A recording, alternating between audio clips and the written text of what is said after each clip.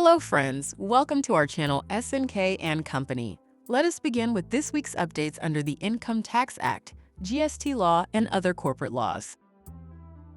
We start with the Income Tax Act. The Mumbai Tribunal, in the case of Haware Engineers and Builders Private Limited D versus Assistant Commissioner of Income Tax, held that where a builder-developer held unsold flats and shops as stock in trade and did not offer notional rent for vacant units, such notional rental income would still be taxable under the head Income from House Property. The tribunal further held that the annual letting value should be computed based on the municipal rateable value. The Delhi Tribunal, in the case of Vinay Chaudhary versus AC, held that where a case was selected for limited scrutiny, but the assessing officer converted it into complete scrutiny without obtaining mandatory approval from the principal commissioner, such conversion was in violation of CBDT Instruction Num July 2014. Accordingly, the assessment was held to be invalid and liable to be quashed. In the case of Satish Chandra Tyagi versus Commissioner of Income Tax Appeals, the Delhi Tribunal held that exemption for leave encashment under Section 10 TAA is allowable up to the revised limit of 25 rupees lakh, as notified by CBDT Notification Number 31/23, and not restricted to the earlier limit of 3 rupees lakh.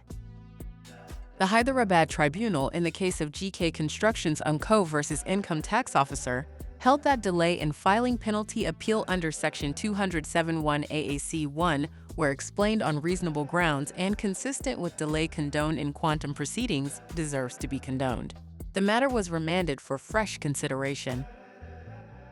We now move to GST law updates. The Gujarat High Court held that provisional attachment of bank accounts was justified where the petitioner facilitated payouts for an entity under investigation for tax evasion and failed to verify its credentials.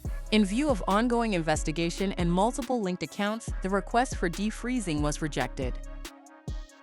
The Bombay High Court held that issuance of consolidated show cause notice and composite order for multiple financial years under Section 74 is not permissible.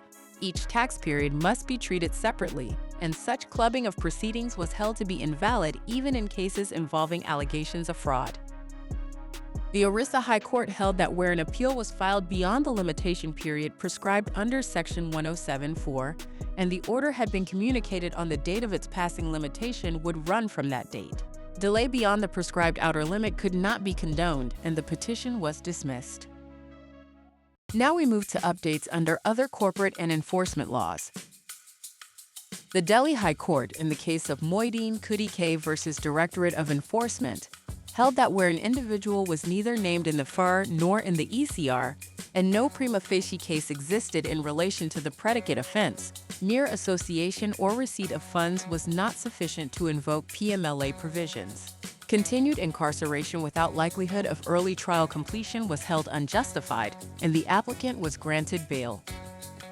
In another case, Safima, New Delhi, in Viraj Singh Kuntal versus Deputy Director, Directorate of Enforcement, held that where the appellant was found to be a recipient of proceeds of crime and failed to establish a lawful source of funds, initiation of proceedings under PMLA, and confirmation of provisional attachment were justified.